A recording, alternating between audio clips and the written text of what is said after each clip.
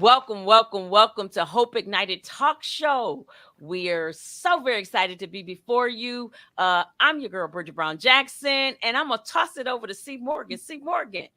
Hey everyone, thanks for coming and talking with us. And we're going to talk today about self-awareness, but I have everyone introduce themselves. Val and Bridget, go ahead and start off, Val. Hello, everybody. I'm Coach Val. I am a mindset coach. So if you're getting stuck in places, I'm your great call. Hey, I'm Bridget Welcome. Brown. Hey, Val, sorry about that. I'm Bridget Brown Jackson. I am a behavioral wealth strategist. I love talking all things behavior, and I can't wait for this topic today, C. Morgan. What we talking about? We are talking about self-awareness today, which we all need to have at some point in time in our lives, even though we don't want to actually, like we were talking about earlier, don't actually always want to own up to it a lot of times. When we see it, it's like, oh, now we are aware of it. Now we have to do better. We have to move forward in what we're doing. But one thing I want to talk about too is like, what is self-awareness? What do you see it as with someone becoming self-aware of what's going on for themselves and to actually improve? What do you see it as, Val? Well, to be quite honest, and just in my experience, I really, it's about knowing self or even coming to terms with who you are, but not just who you are, learning about how you show up to others. Mm-hmm. That's a heightened level of self-awareness to me because we often think people see us the way that we see ourselves, Right. and that's not always true. So self-awareness definitely helps you to bridge that gap and bring that together, and it improves relationships. Oh, definitely the relationship part. All right, Bridget. Yeah, I agree with Val. I think a lot of people misunderstand it and just saying just the knowing and having the awareness part. But as we were talking about, we're gonna get into to that out part. I don't know about you all, but when I was a kid, my uncles and my aunties were close to my age, and so one of my uncles would play with me all the time, and they would pull my Achilles heel, like playing, and that stuff hurt. That's how this is having this conversation because sometimes you have to say ouch because when you're aware of it, you have to do something with that. You can never go back to your same state. And so I would say not just being aware is that you're expanding, you're moving, you're broadening, and it's not just about you. Your self-awareness is how you interact with other people. Again, as Val said, how other people see you, and again, your role in the world, but definitely through your eyes. You got to be strong in it. I won't go deep in it, but I was watching a video early this morning about Maslow and his hierarchy. And it's not just the levels that we know now. There were 3 more levels that was added. And so that's a whole different level of awareness. So I ain't gonna get into the psychology part. Seymour, take it because I'll geek out. And I agree with both of you. You guys hit on some intricate parts, and the best one that sticks out the most is knowing ourselves. It's like self-awareness, like you said, we have to acknowledge what is going on with us becoming aware. And the biggest thing is coming from the outside looking in. A lot of times it does deal with us and our root of what's going on. But the self-awareness comes from other people, comes from your environment, your past, your present, and what you think of the future is going to be. Be aware of those things so you can improve some of those. And a comment I like that what you said earlier, Val, when we were how we come to situations. You spoke about relationships, and relationships we have it can be anything with the word ship in it. Is a relationship, is your friendship, your partnership in business, your intimate relationships that you have with people, marriage, anything that anytime we engage with somebody, it's some type of relationship where it's distance or close. And some of that thing is, you said it's how we respond especially if emotions start to rise a lot of times, we respond in a way you spoke about our experiences rather than on to the current situation for that. Talk about that more when you were speaking about that, because I think that is intricate and it's a great point. Oh, absolutely. And I'm a transparent person, so I don't mind using my marriage as as one of the examples for that. And I quickly learned that, and I'm so glad that I had the experience of learning the personality styles because it made a huge difference. And we often, like I said, communicate with people and expect people to communicate with us the way we are. Right. And we have to flip that script. We have to, and you once you become self-aware, though, you do take a pause Mhm. And once you become knowledgeable, not just of your own styles, but the styles of others, you know how to make the adjustments that you need to make in those communications so that you can actually get the outcome that you want. I often found that my husband and I, we would end up in an argument talking about, but agreeing on the same thing, but we said it different. And That's so we're sitting here, and I said, why does it sound like we're saying the same thing, but we have a problem with the way the other person said it? right. But now that we know each other, from the sense of the awareness piece, and not just know each other, but we know ourselves now too in a better way. And so we make the necessary adjustments. So I know for my husband, if he's, when he was asking me a whole bunch of questions, I thought that was annoying, and I thought he didn't trust me. And I'm like, why do you ask me so many? I felt like he was bursting my bubble, you know, Interrogating, as they say. Exactly. But now that I know what he Mhm. needs the details in situations in order to make a decision about something that's going to be comfortable for him. So Right. now I know when I'm bringing something to him, I need to have a certain level of details so that he can be comfortable with the situation. Otherwise, he's just going to look at me. And I also know that I can't go to my husband with too much energy. If Oh my yeah. energy is on 100, I definitely have to dial it back because he can't even hear me when I'm there. Like he it's too much for him. They You blot you know, out. Absolutely, absolutely. So situational awareness and awareness of self is just so key, and it really can save relationships. It saved my marriage. Well, that's good. And they say, and people don't think about that what you said, situation awareness. We will focus on us, but a lot of times where we don't stay on ourselves, we try to deflect what's going on in the current circumstance too. And at times, like you're saying, when we have to develop where did that come from? Like, why are we really reacting this way before that? And it's something you were saying about the questions, how that annoys you. And that takes, okay, the understanding that it took you, that it may annoy you, but it's helping the relationship overall. And that should be the end goal with it. What about you, Bridget? What's something that you dealt with when it comes to that? Look, I love it, Val. With you, I want to go because y'all know I talk about this all the time.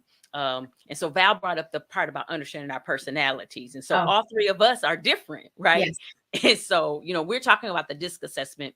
That's what most people call it. We call it the flight assessment too as well. And so we have the D, the I, the S, and the C.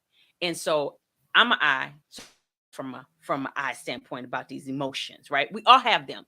We all have them. Shared this on one of our last talk shows. People get hurt. Hurt is emotion. Yep. People get frustrated. Frustration is emotion. And so when we're aware, and no matter which personality style you have, which behavior tendency you show up in, is hurt, that means there's an expectation that's not being met. And so when Val was just talking just a moment ago, that just made me think of this. When we're communicating, this is why we need to be very, very self-aware. We're going to communicate from our superpower, from the thing that we have. And so for me, I'm very inspirational, very optimistic. So I'm always going to come in and try to boost somebody up, right? Well, my Cheerleader. husband is like, Val was saying, is that supportive type person. And so he's going to be, I'm going to be in the background and I'm going to help you. So we see things in a totally different manner. On my job, I had a very a decisive type boss. And so I would get hurt at times because I had a certain expectation that wasn't being met. And I felt like I wasn't being able to be inspirational, right? And so I had to start being aware of that. There's nothing wrong with what that other person was trying to do. They're coming from their lens and I'm coming from my Right. lens. And then frustration. Frustration is just telling you that something is working. And so if we understand the motive behind the emotions, then we can. And so I would say that being aware of where those feelings are coming from, and then not only do you help yourself, but in the process, then you're able to understand other people, communicate better with other people, and understand them. So I would just want to piggyback off what Val said, that when we get down to that nitty gritty, we would have a lot less issues and problems, whether on the job, whether in marriages, whether in business partnerships, whether in friendships, whether with your children. no matter what with your parents, no matter what those relationships, as you said earlier, Crystal, whatever that ship is, we can understand how to deal with them when we understand the motive of where those feelings come from and put them in perspective because we're self-aware. Right. And it hurts at times. And I'll say hurt, or it can be painful, or because at times we live a chapter in our lives over and over again instead of rewriting a new one, in the sense of how to make that last chapter better. So those emotions, and we haven't healed from it completely or even been able to speak about it as something, and the expectation is expectations that we set on ourselves or others set on us. And that helps with self-awareness too, because we have to see, did we set that expectation, or did someone else set it and we're trying to live up to the expectation when really that's not even who we are, who we're programmed to be, or where our gift and purpose lies. So it does become more emotional and frustrating, as you said, as we move into that self-awareness things, and looking, some things that you can do to become self-aware is self-development, similar to what you're saying, Bridget and both Val, in our behavior styles and how you show up. What's your why is how you act and doing things. When you do that, you have to begin to understand and mark it down. Sometimes when you're in a conversation with somebody, or just, okay, which I see all the time, people drive when they have the road rage. Sometimes, oh, don't let them turn the corner too slow. Will you turn already? I'm okay. You see that. Okay. And our lens is like, we have somewhere to go. Can you just move and drive correctly? We don't never necessarily think maybe that's a new driver.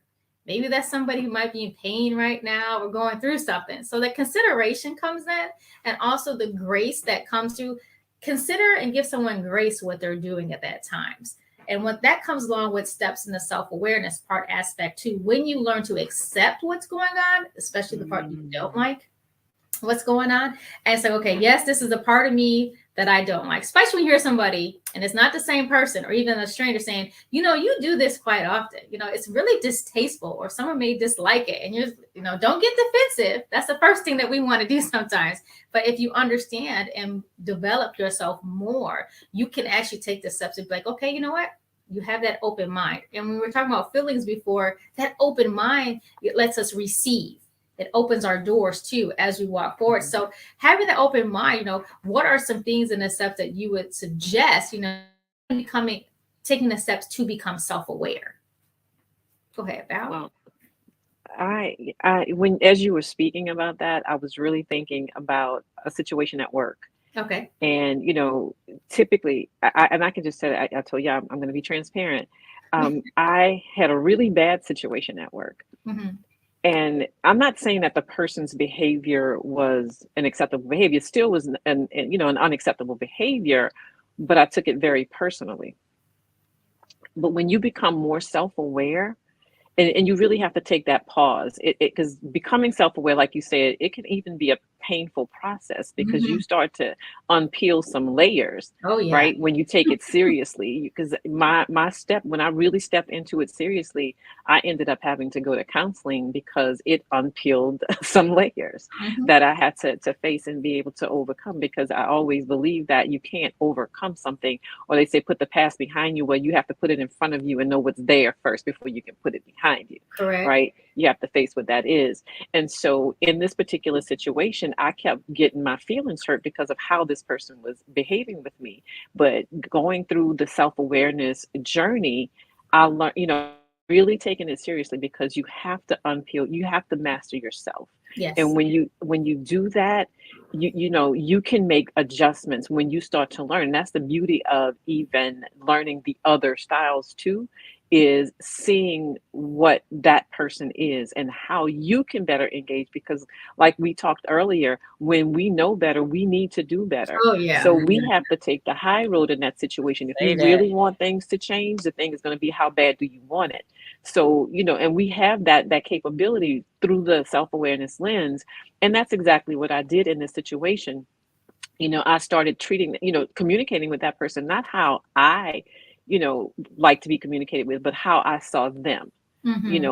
Through studying the DISC, the flight assessment, I knew their style. And so I did with them based on that. And it actually over time created a much better relationship. I mean, much better. It flipped seriously 180. It really flipped. And even with my marriage, when a person knows that you're seems like you understand them, it makes a difference. It makes a difference. And when your behavior changes too because of your self-awareness, the people around you behavior is going to change too because they're going to recognize that in you. And they do. And that's important too. We're not saying always cater to that other person's behavior or language. It just amplifies the communication and understanding that one can have, completely. And I think the biggest thing is, how we say too, when you give too much energy, especially when it's the aggression or the anger, you can't match that energy. You have to do the opposite. You have to stay calm if possible, or if it's not possible, then you both need to just take a pause. When it comes, as we're talking about marriages and relationships. But I think the part of, you talked about counseling, and a lot of times they see it as taboo, going to counseling or going to see a therapist. At times, you need that other person. You need sometimes that non-biased person that doesn't know anything about the history or your past to actually bring things to light. So it is a way of healing. And It therapy to definitely me is. is just healing. It's just that. And that's more for you to be able to do. And I think when people can have that open mind more of saying, it's okay to go to therapy. It's no different if we're speaking right now. This is a form of therapy. You can stories right now. You can relate to what's going on in a sense, or our experiences. That's a form of healing, whoever we're speaking to and touching. Look at it that way, from that lens. And a great point, as you're saying, from other people's lenses and understanding where they're coming from. Because a lot of times the key thing, as we said before, we respond from our past experiences or things that we've been through. We may be responding that way, not even understanding how. And I like at times too, Bridget, when you speak of things that you're going through and ways that you've gone through it when it comes to self-awareness, and acts of when it comes to talking with people and how it touches people. What have you experienced with that? Definitely, like I said, it's helped me. I love what Val shared. It sharpens so many relationships.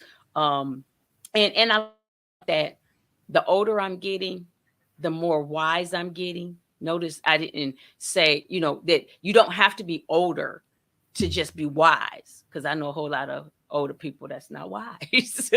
Right? Age And I doesn't know a make lot of better. wise young people. But Right. as you said, when you start becoming self-aware, you can never ever be the same. And so I think with me, that's what's helping me so much, is as I'm relating to people, I can never be the same. As I Mm-hmm. was sharing with you, I've been really studying out about emotions and how no matter who you are, how you let it use them to help you filter. For instance, you said about matching energy. And so let's say Right. somebody is angry with you, instead of being angry back at them, you realize that emotion of anger came up because a rule was violated. You're Mm-hmm. angry about the rule. Like you just said, when somebody blows at somebody driving down the street, Right. the rule was violated. You didn't turn and the light was green.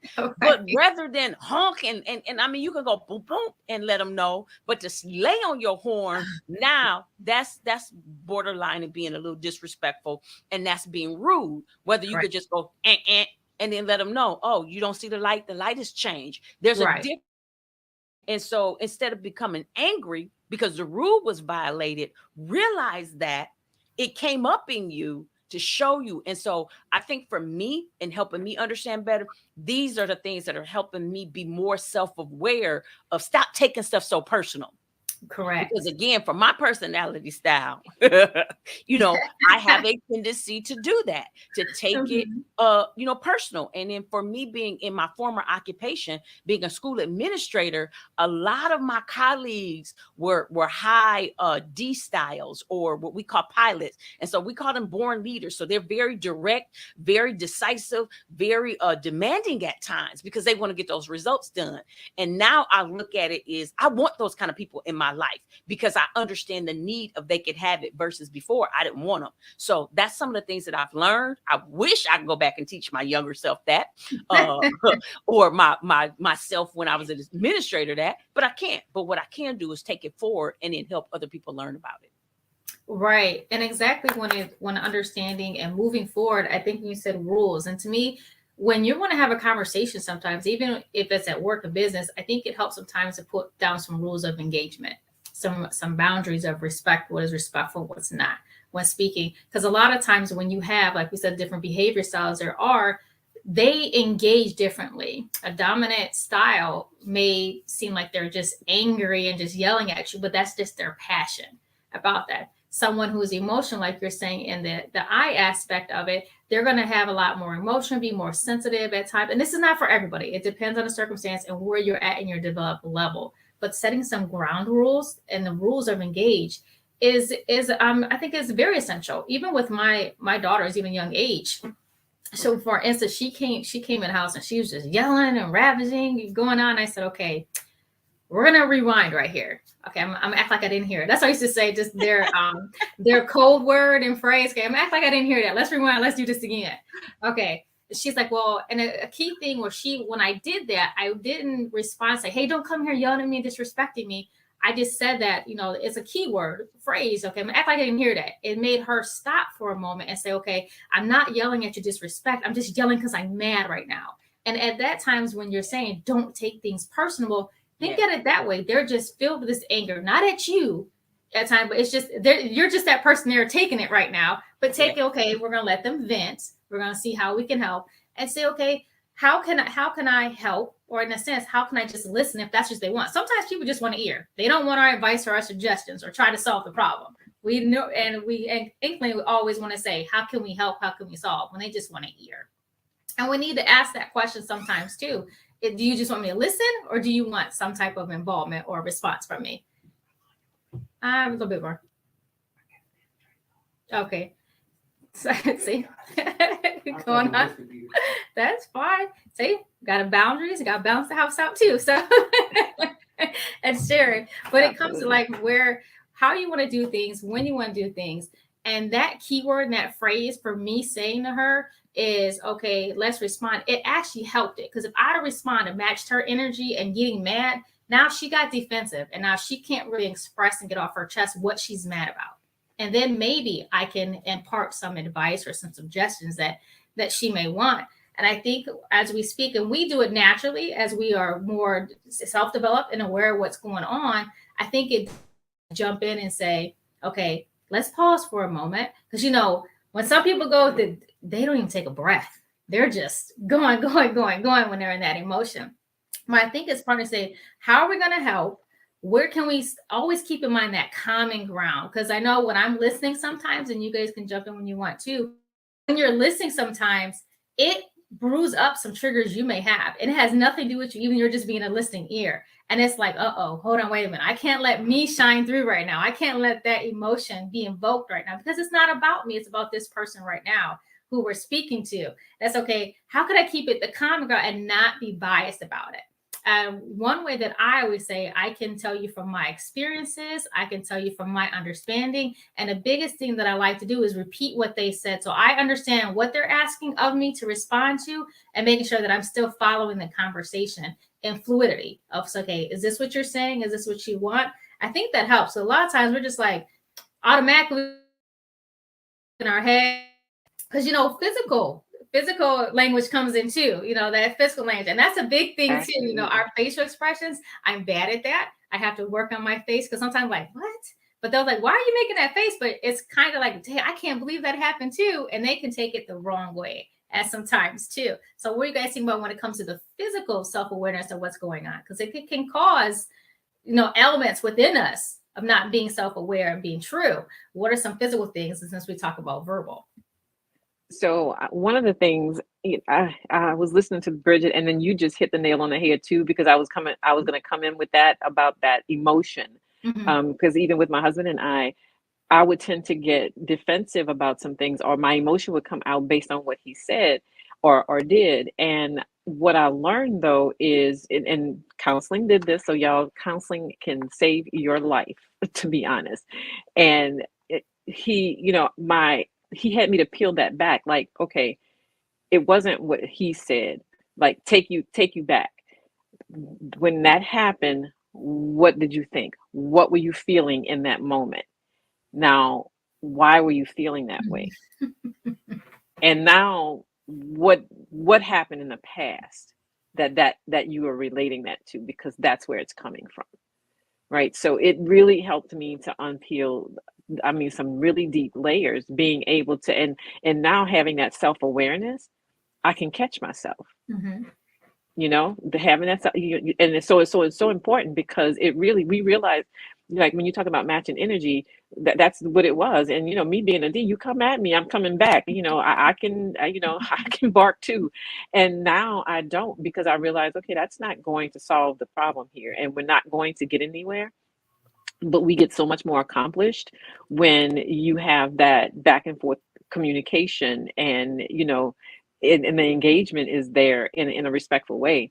And I'm telling you, from marriage to my career, and even just my life and period, my children, my daughter and I felt like we just were never going to understand each other, and now I do. And so even engaging with her, knowing her personality style, it changed the game, Mm-hmm. because of course, us, not just our styles, but as mothers, we behave a certain way with our kids.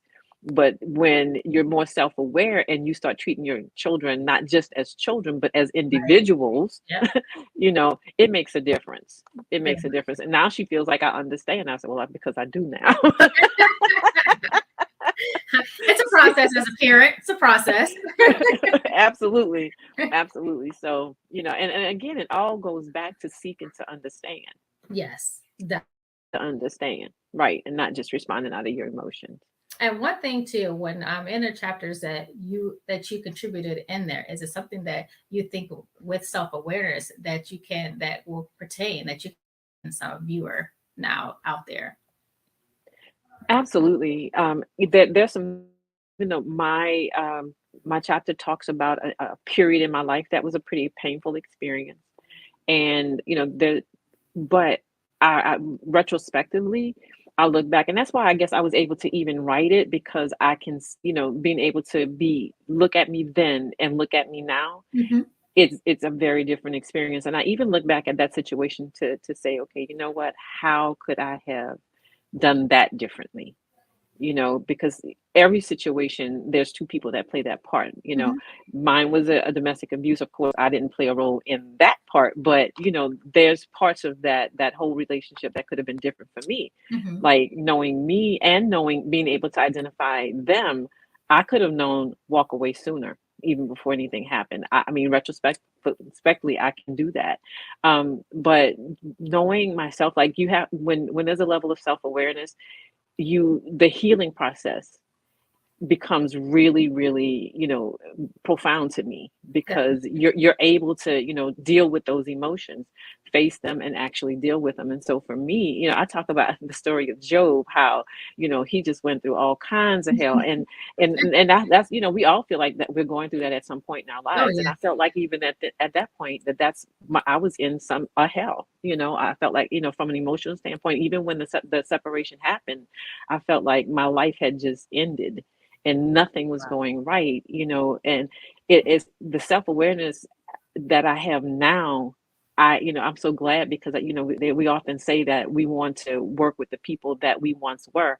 And I know that, I would connect with people that have been in that space, and from a self-awareness space, help them to come out of it, because I can see how I could have come out of that situation a whole lot better at the time than knowing what I know now. But when you're not self-aware, we often tend to just behave how we believe people want us to behave, or we Should. behave how we think society expects us to behave about certain things, or we just don't even, we're so lost in who we really are, that the real Valerie, the real Crystal, the real Bridget, the real it doesn't come Right. out. Right, and we just get lost in whomever or whatever we're in. And I just, the me helped me to just, look back and say, you know I can do this. I could have done that then, but it also lets me know, okay, I know this could never happen to me again, and here's Right. why. Because I know who I am. Because to be honest with you, I would have probably never been in that relationship had I known who Valerie really was. And that's the beauty of it. Self-awareness gives you a sense of independence, a sense of power, to be quite honest, because we walk through life when we're not self-aware, being what other people want us to be and stuff instead of being our authentic selves. But when you're self-aware and you're comfortable with who you really are, it changes the game for you. It's like you're unstoppable at that point because you're comfortable with this person. And I say that with profoundly now. It's like I don't care what you say about me. I know who I am. All right. I know who I am, and that's what I walk in. So, and my great grandmother always had this saying. You something about the lie, bury the liar, or something like that. Whatever that saying is. Some, and I know that's dated way back. But so my thing is, the authenticity is the thing for me, to be able to really be who I really am and not who people say you are. Because it doesn't matter what it doesn't matter. We have to get to a point where it doesn't matter what people say, or the one who's talking about sayings, who people think they are. Let them think that's who you are. You know who you are. But their relevance and their expectations of us shouldn't have no bearing on us, because we will start to behave what people say we are, and taking some things in. And how you're saying that domestic violence part of your life, for that, a lot of times when we're in it, we can't always see through the fog when we're in it. And that's why a good thing, like you're saying, counseling or therapy or speaking to somebody can help pull you out sooner than if we're thinking, oh, we can do it on our own. There's a point where you have to be self-aware and accept, I'm not able to do this on my own, and it's okay. I can get some help to help me through this, to give me my power back that I've involuntarily released or voluntarily unintentionally. I go some of that too. All right, Bridget, your part of the chapter when it comes to self-aware, which your beginning, your intro. Definitely. What one of the things for me was I did the introduction of the book and just talked about hope in general and understanding. Actually, one of my favorite quotes or that comes out of a poem from Langston Hughes about hope being deferred.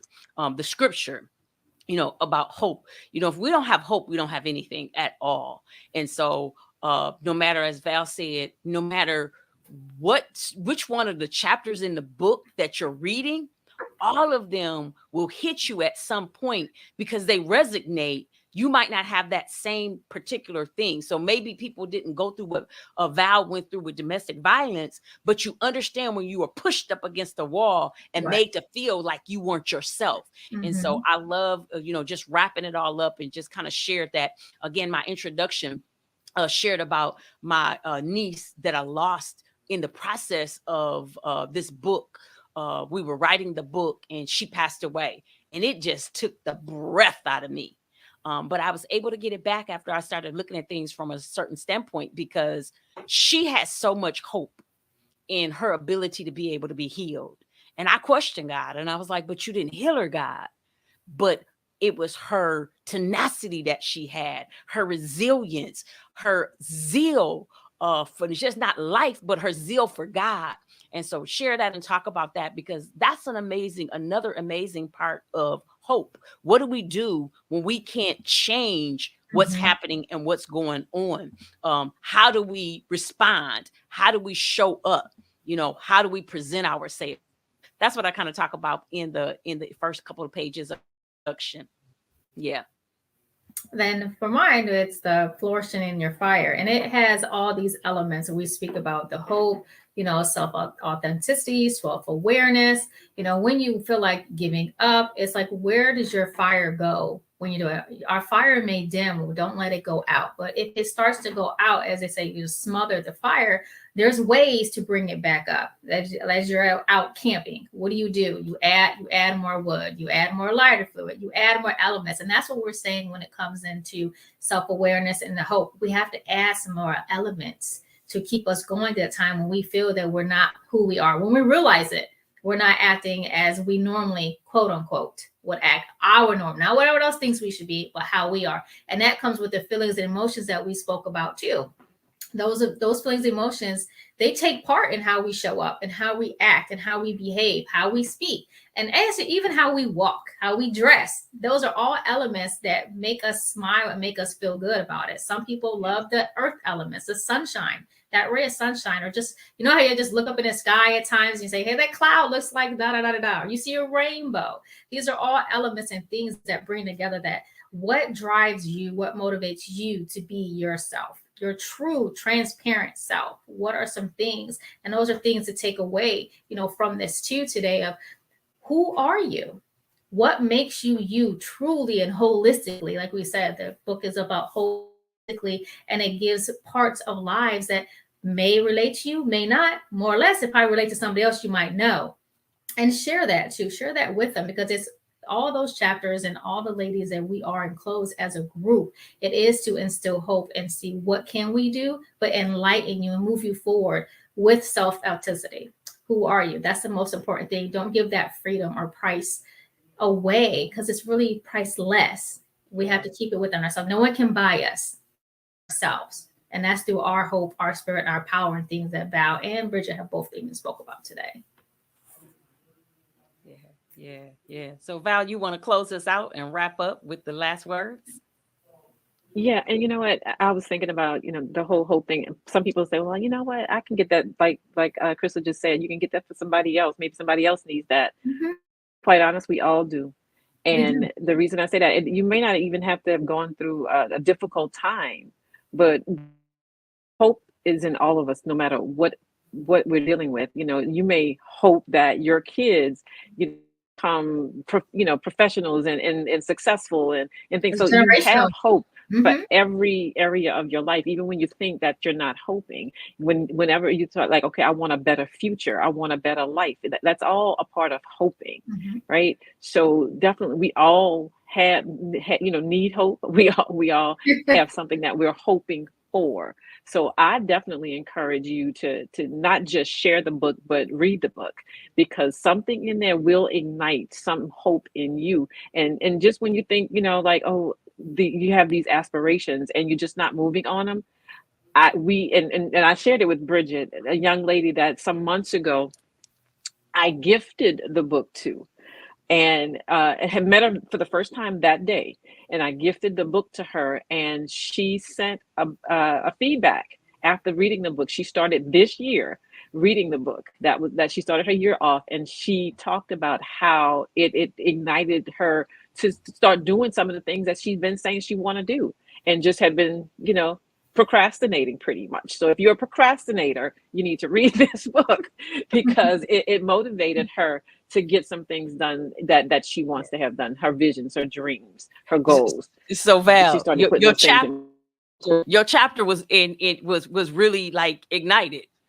Your chapter is wake up to hope. You Right. woke her up to hope. Right. Absolutely. I love it. Right. Absolutely. Love it. Well, it's been Absolutely. great to be with you all. We hope you stay tuned. We hope you come back and support us. As you see scrolling down, this is a Hope Ignited talk show. Inside show notes that you are watching, please make sure you give us some comments, some feedback, like and subscribe. And as always, we thank you so much for being with us, because you could have been anywhere today, but you chose to be with us. Thank you. Until next time. Thank you.